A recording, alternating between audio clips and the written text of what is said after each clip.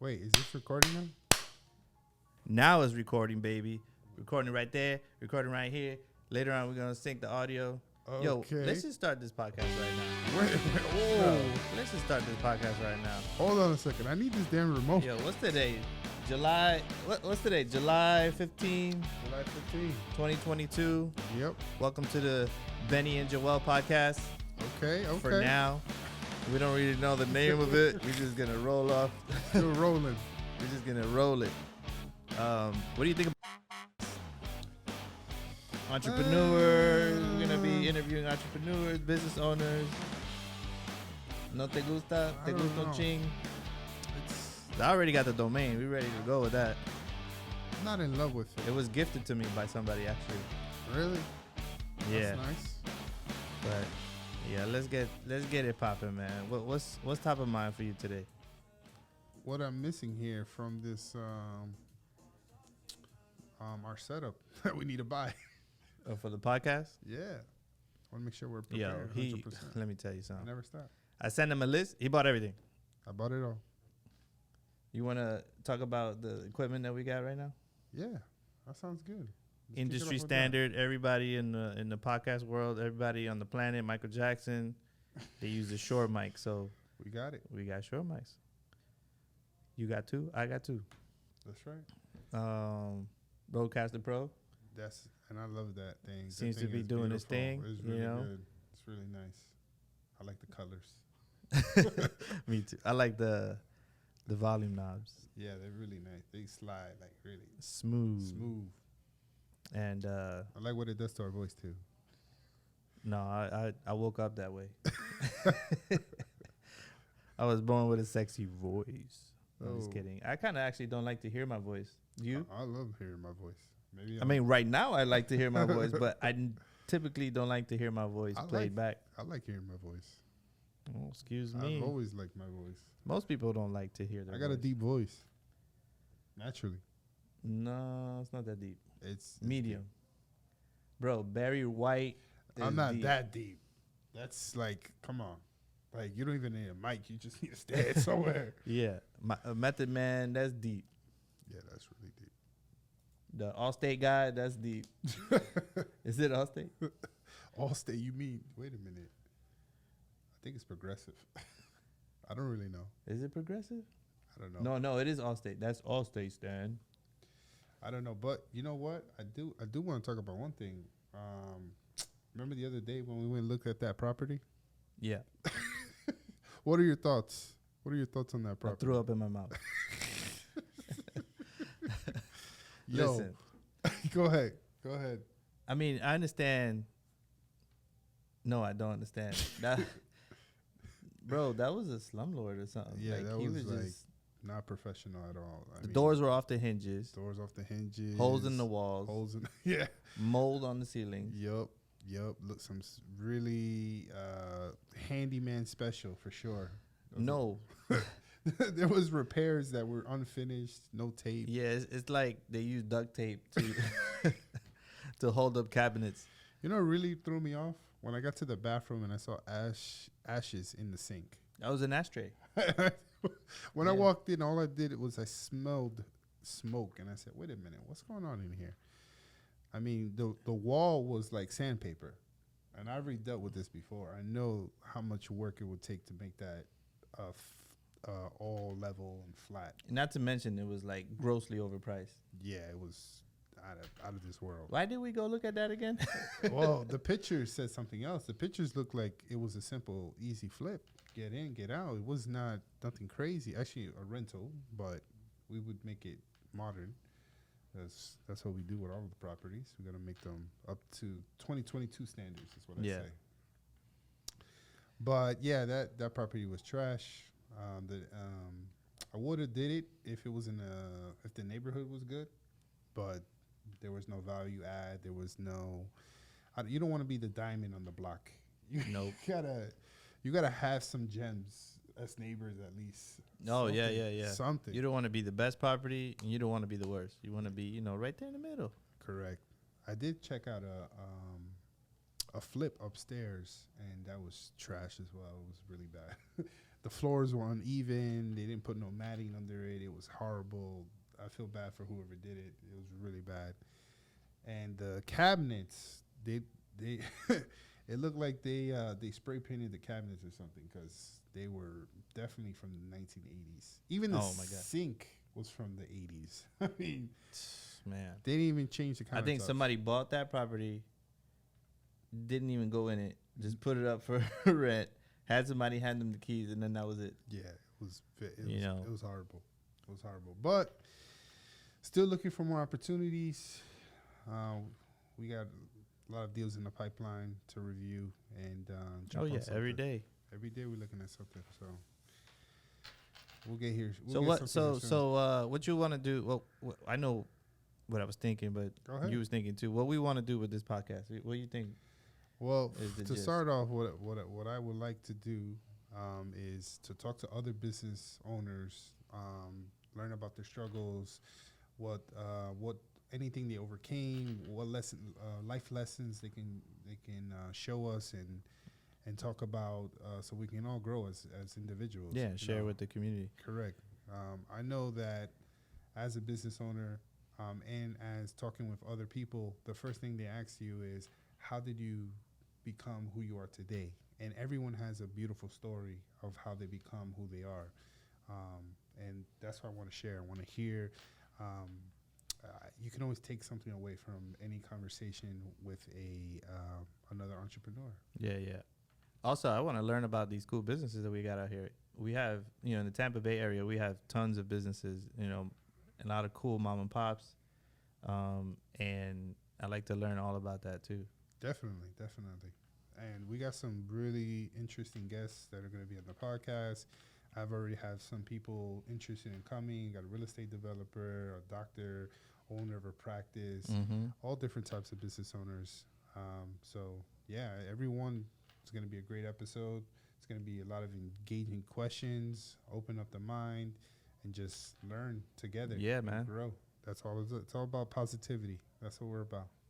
Where's my phone? Is my phone behind you still? Yeah. Let me grab that thing. I think we're gonna get a call into the show. Let's see here. What we got going on? So you're running a little late, huh?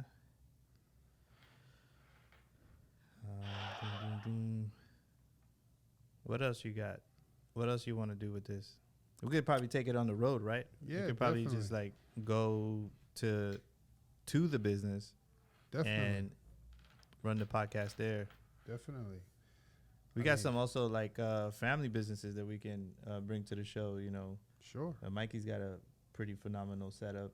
Definitely. With his hemp business. Very interesting business.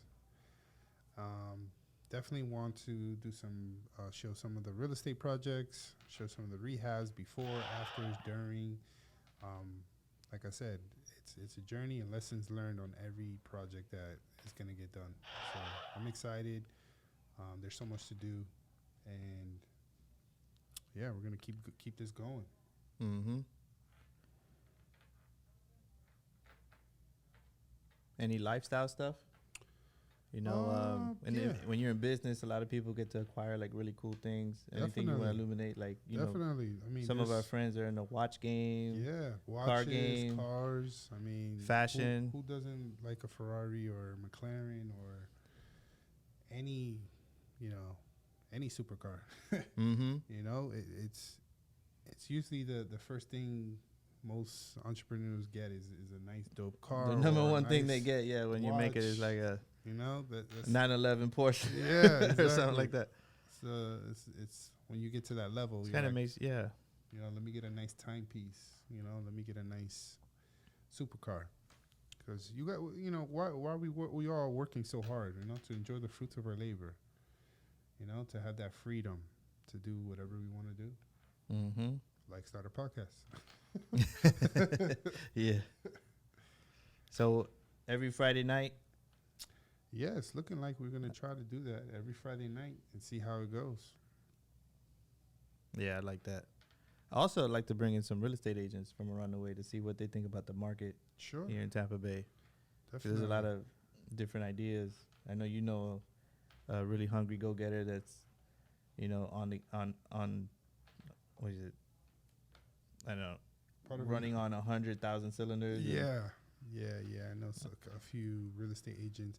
I know. You got your good ones, and you got your bad ones. Yeah, I know a couple. I know one in particular that he's been quite helpful for me, and maybe not to some others, but to me, but to me, he's been pretty good. That's good.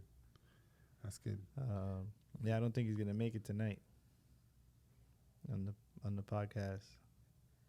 Let's see if we could get the CEO of Hemp Masters. Yes, that'll be very, very interesting. Mm-hmm. Let's see here. Yeah, we just took a trip over there and saw the farm. Yeah. Oh my God, it was amazing. That was awesome. That growth is incredible. To see all that, like, it was nothing and then something. Yeah.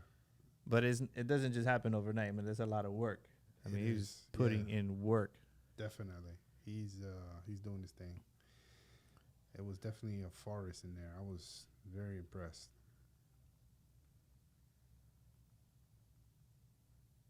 Let's see what he says.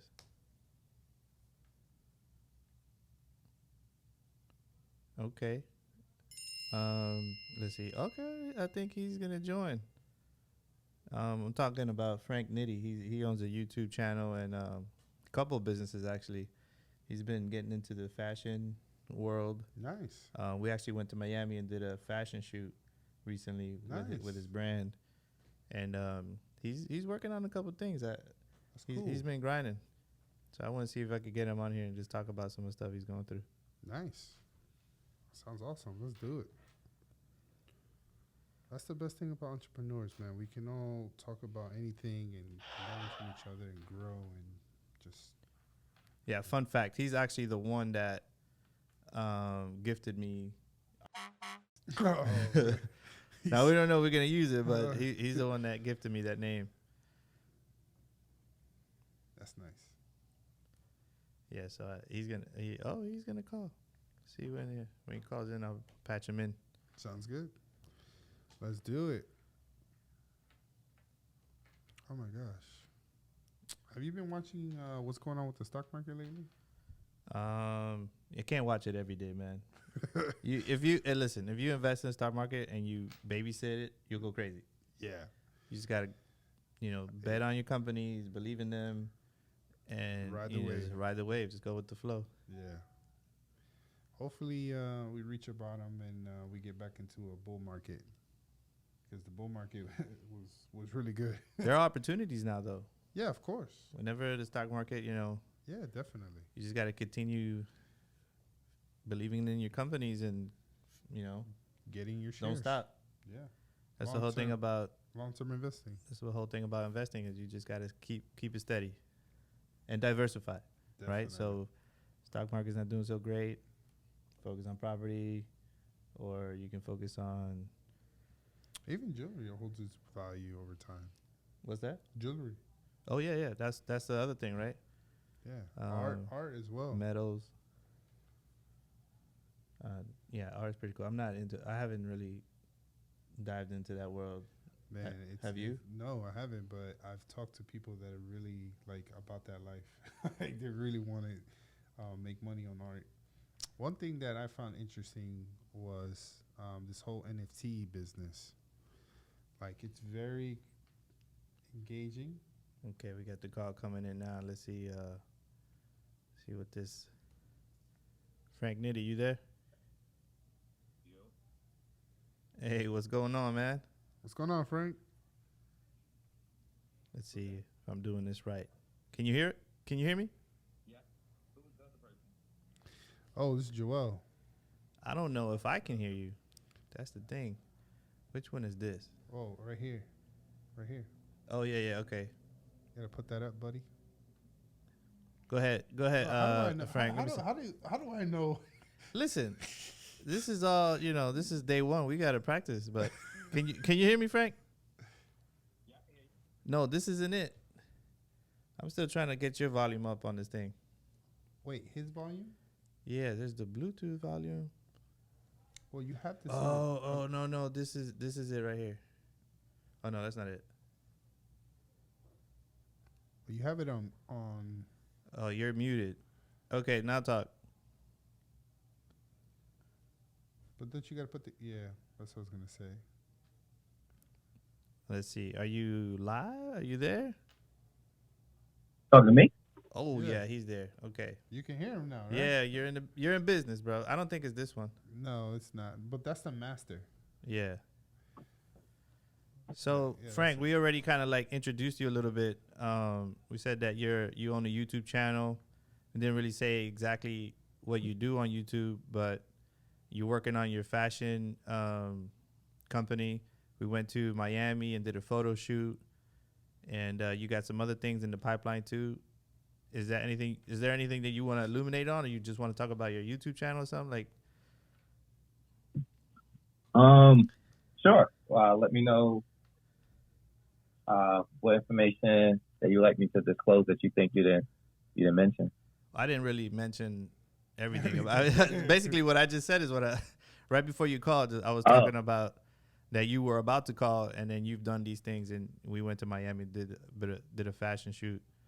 Quick rundown. Man, I started YouTube back in the days. I think didn't really start like working on it until 2016. I found my niche because I made a video from the outlet and it did extremely well, so I just doubled down on that, and I ended up being one of the leaders in that space, that genre of outlet shopping, bargain shopping in my area, and I have visited multiple states, multiple different stores across the United States, and my goal is to eventually visit all of them when that's even possible. But so that's what got me started, and then now has evolved into clothing. Also involved taking trips with you, getting exposed to different brands, creating different ideas off of that exposure. Working with a few other companies, doing collab work with them, come up with some other product lines. Where are we at? And now I'm in the process of doing streaming, going live of what I do. I shoot, record, and I edit and I post. So now I get to stream in real time. So kind of like it's bare bone, right? So it's like I get to be in the building and people get to see immediately what I'm seeing, opposed to waiting a day or two. Oh wait, so that sounds pretty cool. So you're gonna go live while you're in the building, and you're gonna be able to show the people following you what's in front of you, and if they want to acquire anything from you at that moment, you're gonna make that happen. You're gonna be that, it's almost like a professional shopper or something. Yeah, that's in the pipeline, and I'm gonna try to streamline that here shortly. I don't know what that looks like. It's like any other business when you just start. You have an idea, work, but then when you actually, the roots of it, it's like, oh, that ain't working out. Let me pivot. So so essentially what you said and how you describe it will be the goal is to make purchases almost like I call it an assist. I won't say a personal shop for anyone, because then I could be a little bit tedious and overwhelming because people are like, oh, I don't want that color, I want this color, I want that stuff. Yeah. I was just saying, I'd love to see how you actually, play this out. I'm really interested in that. That sounds pretty cool. Yeah, that's definitely a new idea. I've never heard of that. Never, yeah. And imagine, you democratize something like that and empower other people to do the same thing. That's going to be amazing.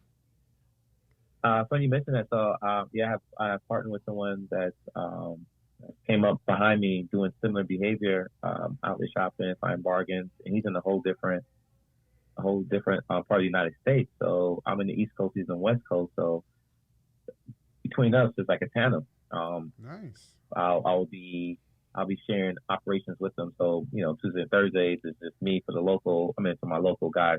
I'm from Orlando, obviously, and in the East Coast they get to see what's favorable to them. Because by proxy, I have the most outlets outside of Oregon in one central condensed location. Cali does too as well, but Cali's pretty much the length of the whole United States. Yeah. So, I mean, that's like his own country. Yeah, I mean, it's huge. But this guy, he be covering ground. So for the East Coast, I give people hope and opportunity to potentially drive down here, cop. Maybe if they're from down south, they can come up to Orlando 4-hour drive. Or if they, everybody visit Disneyland. So this is a great opportunity. But then you got people in California, which is a whole different world, and then they get the opportunity to see what's in the building on that side. So it's a mess of both worlds. It's like two worlds coming together to provide help to and not every store gets the same stuff too. So your followers are going to be pretty excited to follow both sides of the world. Question for the United States. 100%. Question for you, Frank. What led you to this idea? Like, how did you come up with this concept? This is pretty interesting. Oh, I think I know the answer to this, but go ahead, Frank. Is that Joel speaking? Yeah. I'm not sure if you're close to the mic or repeat that question again. No, what I was saying was, what led you to that idea? Like, how did you come up with that concept? Because it's very interesting. What led me to the concept that I just mentioned, or just YouTube in general? Like, no, the business venture you're thinking about. Joel, I'm having a very hard time. I'm sorry. Oh, okay. What he's asking you is what led you to the idea of this new venture? The streaming? Yeah. Yeah. Oh, got you. What's that? So it really, I'm a creator at heart, right? I always think outside the box. I always think about how to make products better. It's just innately in me, like just trying to figure out how to use this product. What would I do differently? And with YouTube, it's a similar format. You always got to evolve, right? You don't want to be stagnant on YouTube because people grow and they may outgrow shopping. Just like people outgrow it, you also got new talent, or new viewers that comes in as well. So it's like a revolving door. So me always thinking like evolving and changing and come up with different concepts. I was like, yo, what could I do differently? And I noticed a lot of my peers in the same genre, they stream.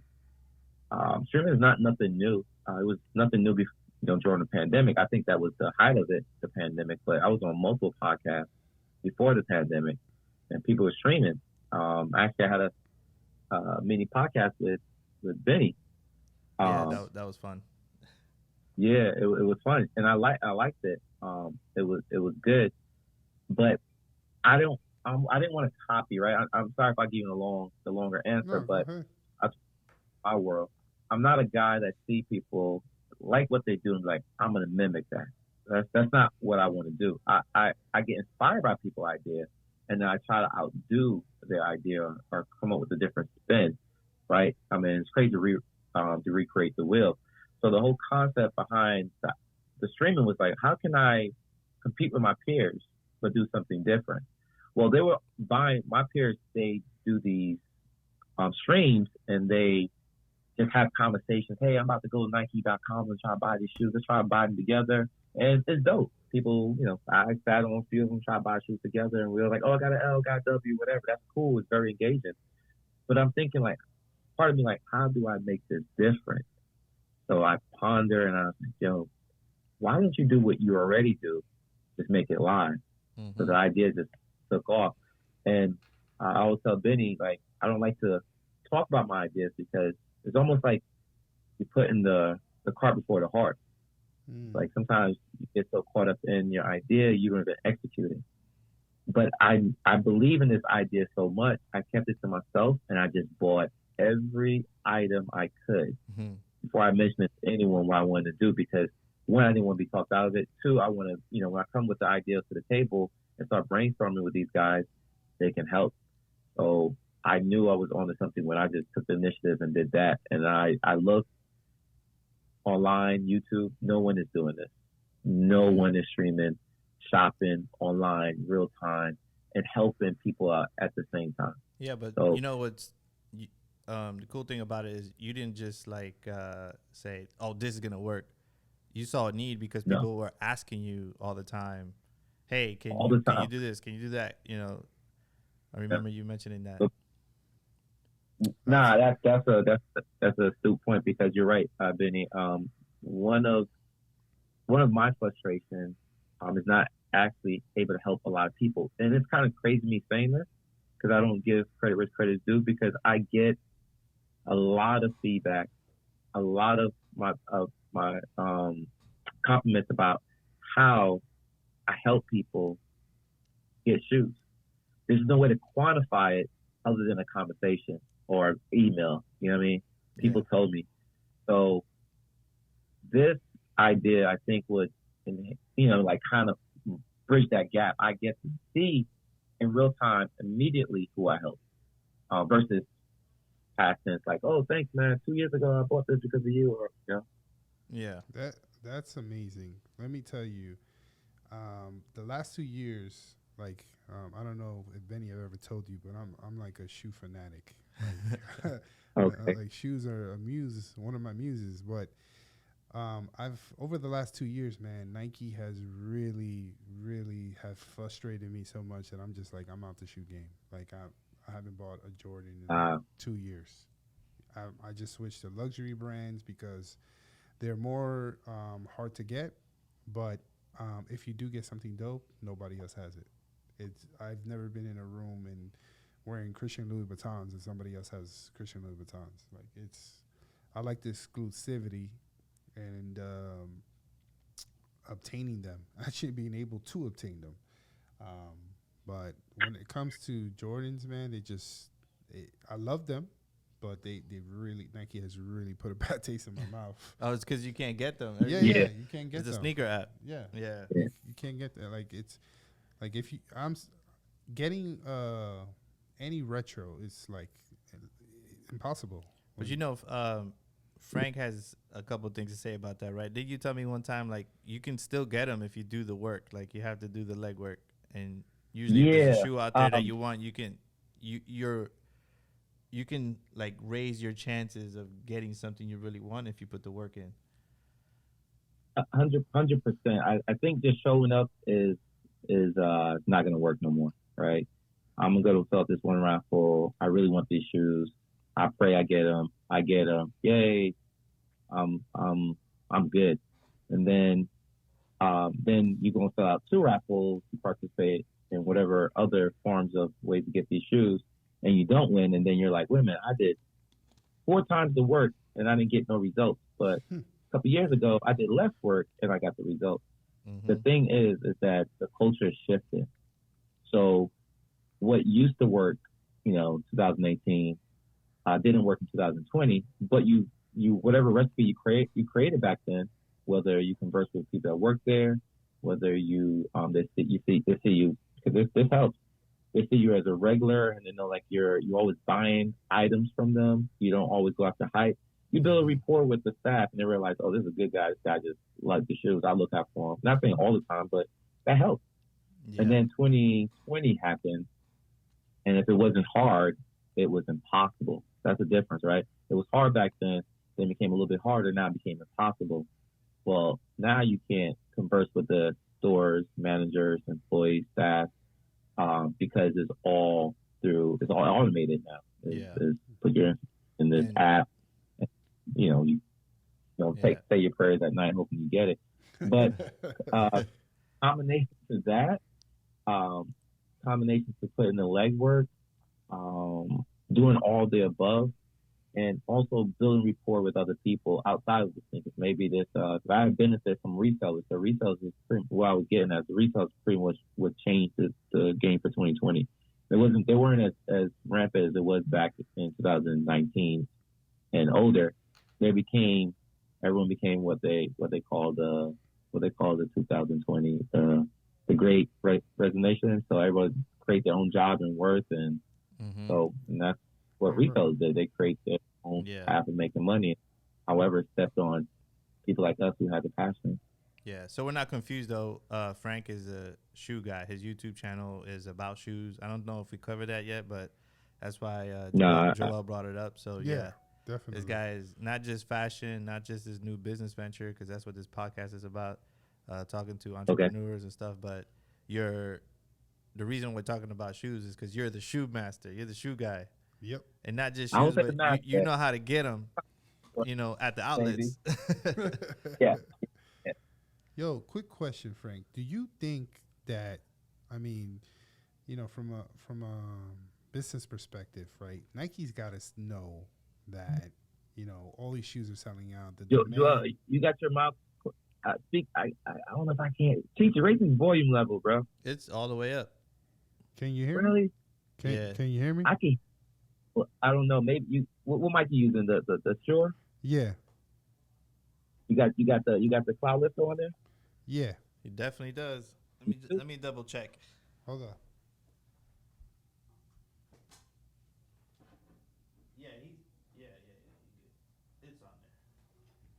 It's on there. And can you hear me now? He's definitely on there. It is on there.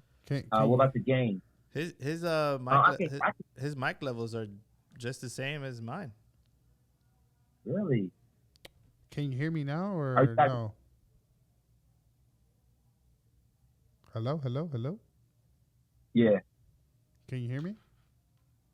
I still hear the same. Continue to speak. If I have difficulties, I'll let you know. Okay. So what I was saying was, do you think that Nike, I mean, they got the knowledge. They see that stores are getting sold out. They see the analytics on the numbers, right? Do you think they're artificially creating this demand, or do you think that this is they just can't keep up with the demand? The supply is really low for real. Got it. So if I understand your question is, do you think are they creating this artificial demand for these shoes? Do they have any? Are there majority of the cause of why it's harder to get shoes? Is that where you getting at? Or? Correct. Yeah. If it's really a supply issue, or is Nike kind of the master puppet in the background creating the demand? He's gonna say both. No, I think it's a combination of both, man. There was a shortage in product. The outlet told us that story as well. The foot traffic site told us that story because you'll go and submit a request for a shoe that's dropping Saturday. You submit your data, your size, whatever, and then Thursday will say, "Oh, cancel." You go to the store, it's like, "Oh, we haven't got it yet." And I went to multiple different stores, because I go to malls as well. I just don't do Nike outlet. And I have built rapport with, managers that didn't know I do vlogs, and it's kind of like a relationship in a sense. Like they know I'm there, and I have spoken to several different people that works at these places that give me this information that most people won't be privy to. So that's true when the supply issue is something that's a problem. However, we can go back to 2014, if I'm lying, 2015, where Nike said they're going to be limiting the quantity of shoes they produce. So Nike originally wasn't producing that many shoes. People were complaining. So then they switched the script and decided to produce more shoes. And those shoes sat and, like you said, they got the analytics. They were like, "Oh, so you guys don't want more shoes. You say you want more shoes, but you really don't because no one's buying them." Yeah. So they reversed that, right? So it's like, okay, we'll give you something, and then when you start complaining, we'll take it back. So that's what they did. So they took it back. So they know statistically how many pairs of shoes they should drop. So if 500,000 people want a particular pair of shoes, you know what? We'll just make 100,000, right? Boom. Now they have another source. And I'm not speaking for Nike in all means. I'm not in their pockets by all means either. So I'm not a spokesperson for them, but we can observe stuff without having data to an extent. But there could be a small chance that they only provide product to create a scarcity. And here what I mean by that.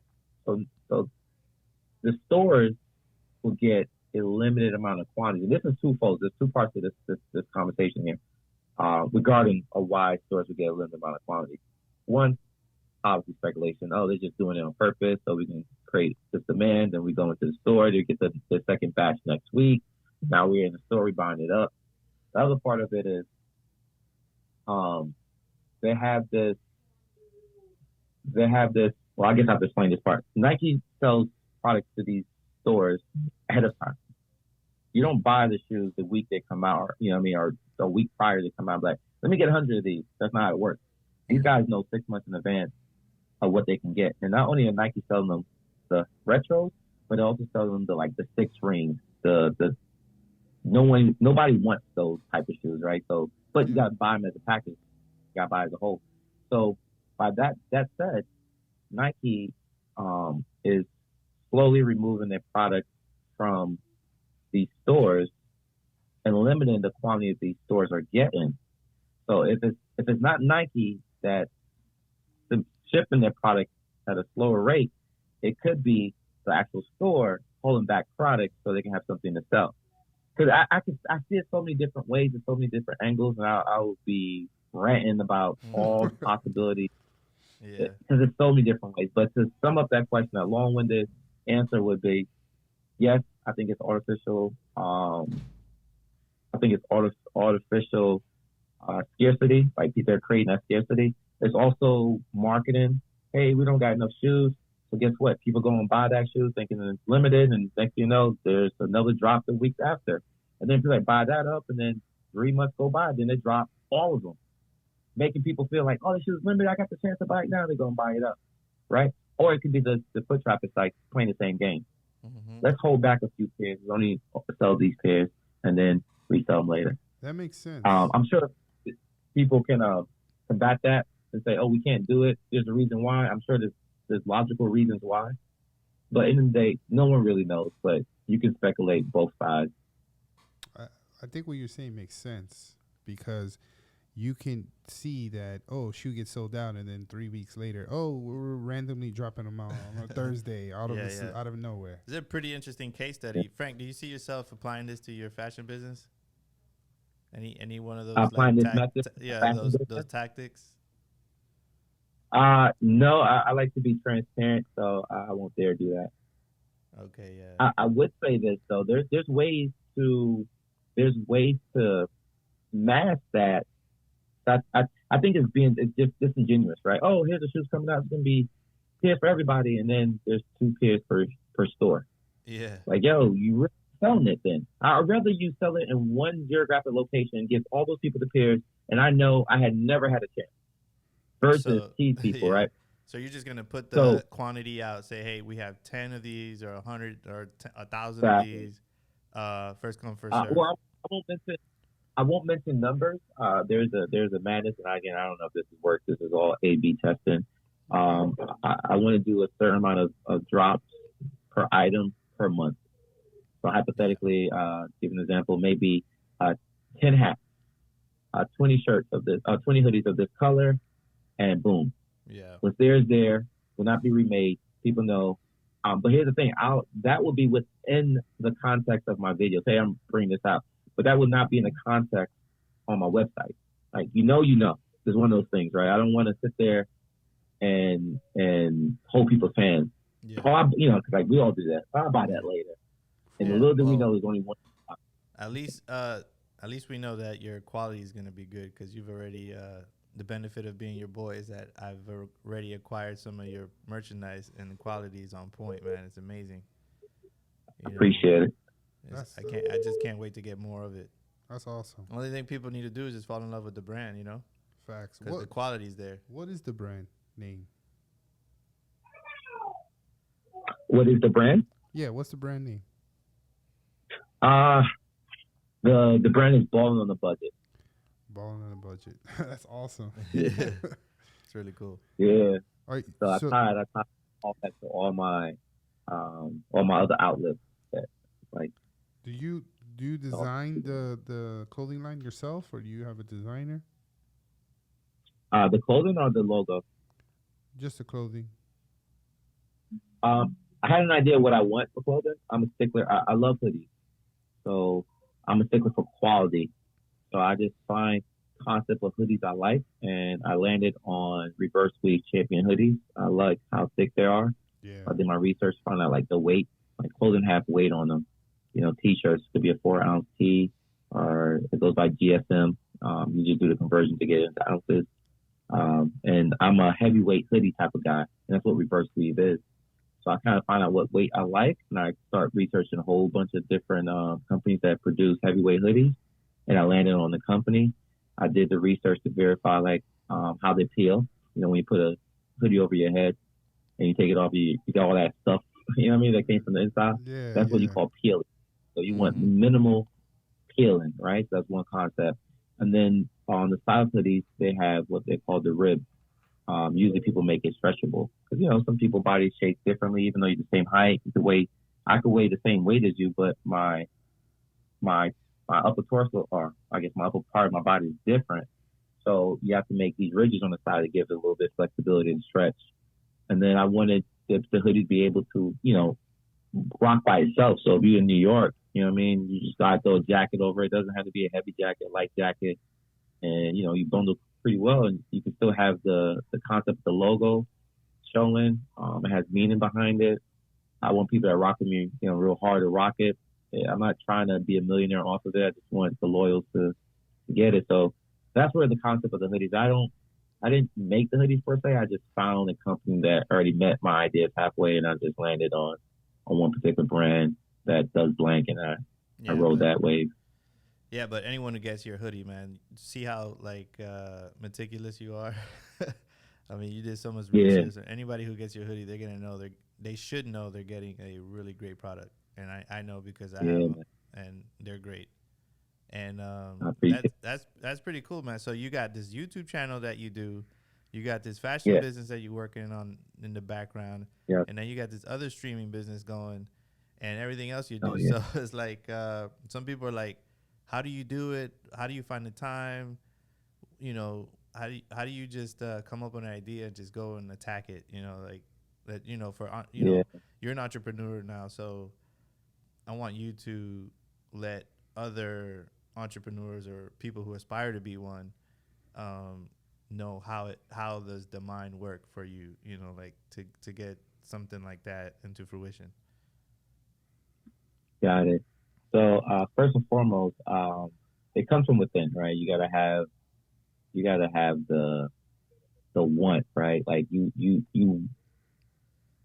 I think it's okay for people not to believe in your idea. I'm adamant about that.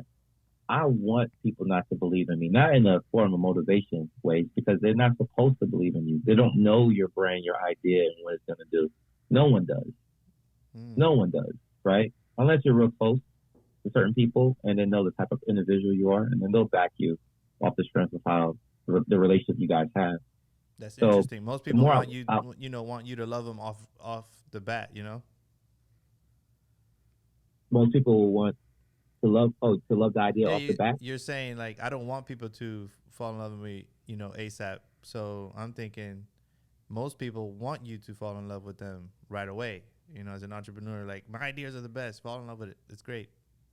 Buy everything you can. But you're saying the opposite. You're saying in the beginning you don't want everyone to fall in love with you. I just kind of like want you to elaborate on that a little bit. Yeah. So, there's a once in a lifetime generation. I think we all have it. We all have one idea. If you're lucky, you may have two. And it's just not because I've been successful in everything I did. It's just the many entrepreneurial books I've read. Mm-hmm. They always say that, right? They always says you'd be lucky if you have one great idea. It would be almost impossible to have two great ideas. And the people that's on the third and fourth, all it is just consistent. It's not necessarily the better idea. You know, the third idea is the best idea. The fourth is just that they just have maybe 5 mediocre ideas that just give them the happiness that they need. But to elaborate on what I mean by people not believing you, when I started playing basketball, we all suck. When you start playing soccer, you suck. There's nothing we do that we just became great. So when people are like, oh, I'm going to try to go to the NBA, they're supposed to laugh at you because they look at where you started. Mm-hmm. So my thing is that people like, I'm picking up the basketball for the first time and I shot the ball over the backboard and they look at me and say, yeah, man, I do believe in you. You're going to make it. Like I said, if it's not close friends, family, that's what they're supposed to say. But for people that don't really know you, I can see them having potential of, well, you might want to continue practicing your shot before I can even commit. If they're being honest, right? If they're being genuine with you, that's it. There's certain people that we looked at and we like, keep working, and then they wow you. And I love those success stories, right? That's what I want. I want a success story in the sense that Frank, your idea is okay, but it's not polished. Because then, well, what do you think is wrong? First of all, you got to overcome this, you got to overcome that. Then they just open ideas, right? It just open more my okay, damn, I got to solve this. I get it now. You know what I mean? So you don't necessarily, need your product to be 1,000% perfect. You know what I mean? So you're willing to come up with an idea and just work at it, make it happen, even if it's not perfect, and then fix it along the way with your followers, with people, with your feedback and all that. Yeah, one of the books we read, Eric Ries, MVP, right? The Lean Startup. So, yeah, so similar concept. You already know how I am. I don't want to invest all my time and effort into the highest, most quality or whatever niche or genre I'm in. I don't want to start with the greatest of whatever that could be, because it won't give me the opportunity to grow. I think the work you put in to give you the opportunity to grow. When people start seeing the value in your work, and then, or if you start making money, then you buy more, you double down on whatever that makes more money for you. And then next thing you know, those items that you probably want since day one, now you can achieve that organically. You're not forcing yourself to buy it from the very beginning. But to double back on how I come up with my ideas and why I strongly believe, people are not supposed to believe in your ideas, you do, is because, at least for me, I don't have the ability to worry what people think about what I want to do. Some people may say, I can't believe you were in the sun all day roofing, right? Let's hypothetically, just think about one laborious job that people don't want to do. And it could be roofing, right? You're in the sun all day, you're doing this, and your reward is, I just want to get the knowledge so I can start my own roofing company, because I'm a carpenter by trade. I just need to solve this one issue. And that person will do that for 2 years and build up enough skill set to now open his own roofing company. So he's no longer doing that. But if you listen to the people that try to talk him down off the roof, pun intended, he won't get that skill set and he won't get the knowledge to start his own company. So me starting the outlet journey as I did, people say, oh, I appreciate what you did. I can't believe you're doing this. You're driving 2 hours to one location just to do one vlog. Mm-hmm. Yeah. But now that, if my success story to start now, if somebody should do a 30-30 on me on ESPN or an E-story, how you got to where you at this moment in time, even though I feel I haven't made it, bro, I did stuff that nobody wanted to do. People are like, you're crazy for driving that far. Yeah, because nobody else wanted to do it. I did it. Now I don't have to do it. I can drive around the corner 15 minutes to my mall. I can drive down the street 15 minutes to the outlet and make 2 videos, and I will get just as much views if I drove 2 hours. So I had to embrace the hustle. I had to embrace stuff that no one would emotionally do or physically do because they didn't see the value. They don't want to know how many miles you put on your cars.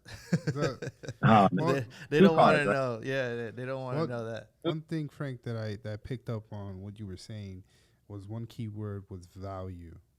And that's something I believe in 100%. When you show someone value for what you're giving them, they're always going to buy into that, and that's really key. That's awesome. Joel, I heard value. Elaborate on that. You said I provide value. Something wrong with your mic or something? Something wrong. Speak up. Yeah. I mean, his mic is set up exactly like mine, man. Are you guys in the same room? Yeah, we're right next to each other. Can you hear me? All right, so I have Joel upset. So here's my technical. I haven't speaking to my mic. Yeah, I was talking to your mic and see if it makes sense. All right, let me see. Can you hear me now? Yeah. Okay. Elaborate. What I was saying was one word that I picked up on while you were speaking was value, and that's something that I believe in. I think value brings a lot of makes people just buy into what you're bringing to the table, right? If you see the value in something, you're definitely going to buy in. Mm-hmm. So I agree with you, and I 100%. Think that's awesome. Not 100% actually. That's the strength of YouTube. People will come back and watch you. I told very early on, Chi. I'm sorry. I told Benny, a close friend of mine named Chi, but I told Benny also. Very early on, people that watch you buy into you, right? Whether you're charismatic, whether you're funny, whether you're a disruptor, they buy into your personality, your persona, who you are online, at least depict to be online. People buy into that. And then the latter part of it is the value. So if you're making comical skits or commentary, and you're making them crack up every day, that's a value for them. You're giving them out. So providing value is the greatest thing next to your persona. I think personas will draw people in, oh man, he dressed like me. Oh, he rocks hoodies just like me. Boom, people just, gravitate to you because of that. Mm-hmm. But then when your messages start coming out and the people that don't even rock the hoodies or care less what you look like, the message is starting to hit home. So, sometimes the look will get you there. You know what I mean? Your antics will get you, get people to watch you. But the value is what makes people stay for long term. Yeah, that's true, man. And by the way, he sounds the same on TC mic. So I think it's how you talk to me into the mic for some odd reason. Maybe I'm talking too low. It's funny. We were actually talking about our voices when we first started this podcast, and he was saying, "I like my voice. I love the way it sounds." I guess other people have trouble hearing it. I think I'm talking too low. Yeah. Can you hear me now? Yeah. You just gotta speak up. I think when you get comfortable, you're in the story, like, yeah, man, and then blah, blah, blah. You know what I mean? Like, you get comfortable in the conversation and lower your voice. So I think you keep the simple beat, the cadence of your voice the same. Like, yo, Frank, I can ask you. This is what I need to know. Yo, what makes you go stop? See how my voice hasn't changed, the monotone, just I'm loud, I'm upbeat. Yeah.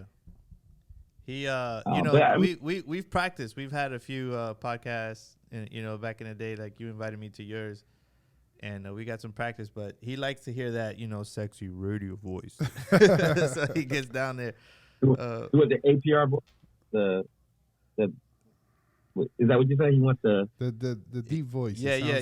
He likes to hear that sexy radio voice. Like the sexy. That's why he's all up in it like that. Yeah, but gotcha. One thing I was gonna ask you, and I guess you touched on it a little bit.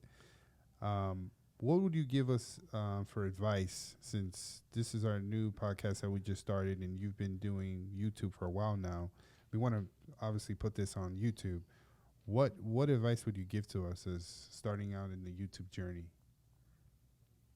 All right. Nike slogan. All right. You may or may not like it. But it's honest God truth. This is me, 5 years, 6 years on YouTube. First and foremost, this is for you guys' advice, and this is for people listening to this and aspiring to be you or aspiring to be what I do. Gear really does not matter. Don't focus, and I know it sounds very repetitive because, bigger YouTubers than me say the same thing, but I'm coming from a small YouTuber, in a sense, right? Because there's only a small percentage. I think it's 2% of YouTubers that have over 1,000 subscribers, right? It's a small fraction, right? 98% of YouTubers don't make it.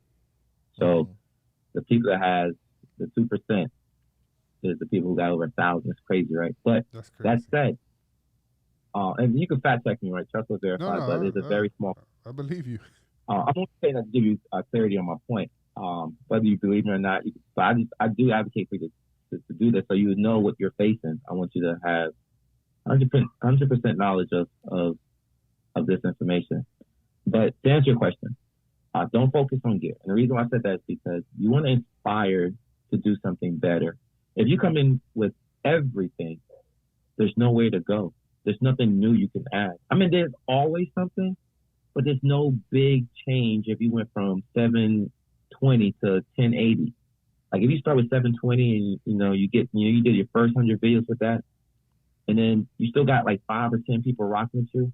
Then it's like, yo, I'm gonna invest in a 1080. And then you bought a 1080, and then people are like, oh, he changed his quality. Now you get 10 more people rocking with you, and then you went from a lavalier mic to I don't know, Rode microphone, and then you get more people, and then you went from that to SM7B. You know what I mean? Like those small changes does reflect the audience.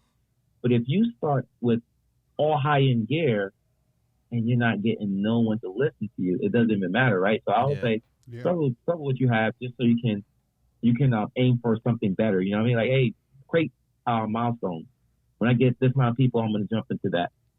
So that's one thing. And the second most important thing, if not equally, but the most important thing, if I would categorize it, I would say A.1, A.2. So A.2 for this, for the answer A is be consistent. You have to. I don't care if there's 1 people watching or 500 people watching. Treat it as no one's watching. Just be consistent. Be consistent. So if you're going to drop this video, or in this case, this podcast, 10 o'clock live, and you go live 10 o'clock every Friday, just do it. Make sure you 10 o'clock every Friday. Whether it's 1, 2, 3, just do it. And be consistent with it, right? It's easy to not do it, right? I'm doing a video right now as soon as I get off the podcast with you guys that I've been working on all day. Wow. It only took me 9 minutes to shoot the video.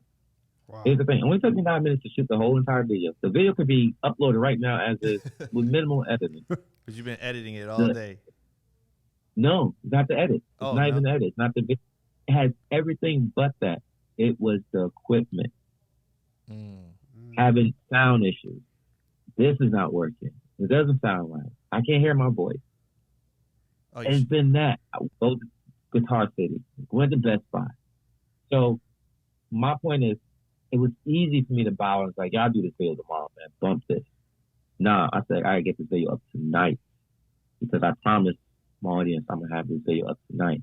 And just by putting that work in, getting over that hump, trying your best to achieve something that you know is like, I don't know how to do all this. I don't find a way. And if you do it, you'll be surprised. You'll be surprised. And Benny will attest to this. Or we have a favorite YouTuber. He will put 15 minutes of work to achieve 2 seconds worth of footage. Yeah, maybe 15 hours. Did you say hours or minutes? I don't want that. Sometimes I feel like hours, man. I don't know. Yeah, so, that's pretty cool. Yeah, man. Let's be consistent. If this is something you guys are adamant about, man, I need to get the link every night, 10 o'clock, every Friday.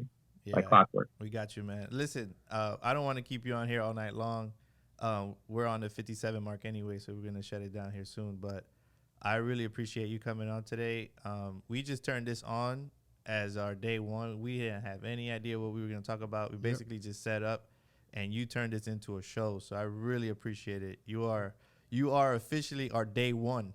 Yeah, definitely. So thank you, man. No worries. Here's a I'm not even trying both, bro. You know how many podcasts I've been on that was at day one? Oh, really? Oh, wow. Oh man. Yeah. That's awesome. It's like my 4th time I've been on. I got invited to a show to do a guest speak. I was at day one for that event. One of my sponsors, they started a podcast. I was day one for that. I'm sorry. Somebody interrupted me. No, you're right. Yeah, man. Been day one for a few other things. So that's awesome, man. So I think that's something I'm gonna have to carry, man. I need to turn that into like.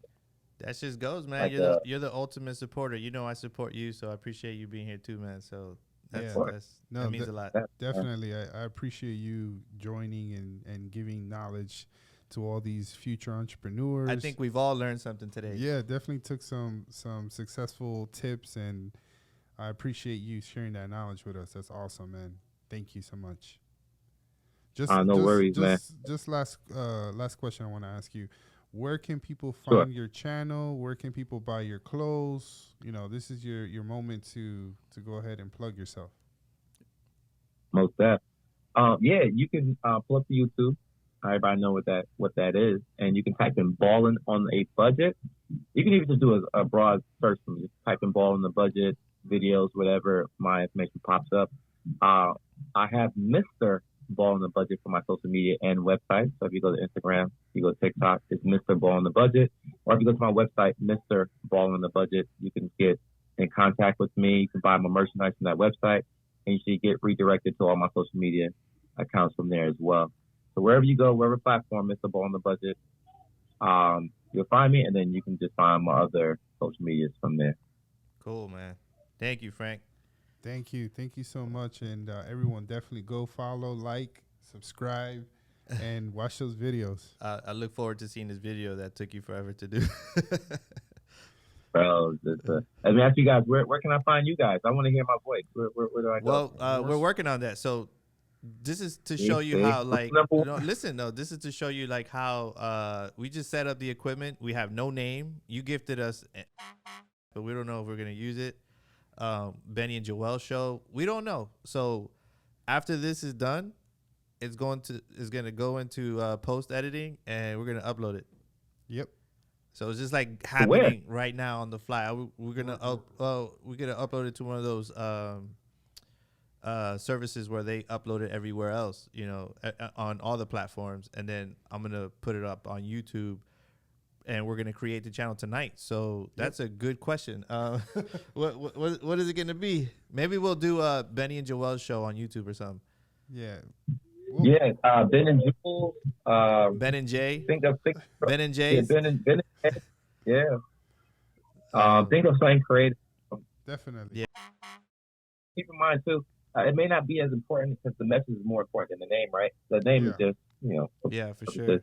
I would say you can change it later. So, think of something very, very broad, and then work on it from there. So Ben and Jay sounds dope, or Ben and Jen. Ben and Jules. His name is Joel, so Ben and Joel. Yeah. Benny and Joel. I was trying to say Julie. I was trying to say Jules, but I guess that's free. I never like going by Ben. And anytime anybody calls me Ben, I always say no, it's Benny. But maybe this time it'll go. We'll definitely let you know. Yeah, keep me posted, man. I got you. All right, man. Thank you. All right. Thank you so much, man. See you later. All right, Benny. Have a blessed night. Bye. Yo, you guys doing videos well too or not? Yeah, the video's been rolling the whole time. I mean, I've been looking at it every now and then. I don't know if Joel. Yeah, it's just rolling, bro. Yeah. We're definitely just going all in. I had my camera set up. You guys could have. That's why I was like, send me the link. So I was gonna jump on my camera. I want to test out my new podcast. Bro. I see. Yeah, that would have been cool. The thing is, we didn't hook it up to like OBS or anything like that tonight. Everything is gonna happen in post. So I'm actually. You've been recording yourself the whole time? No.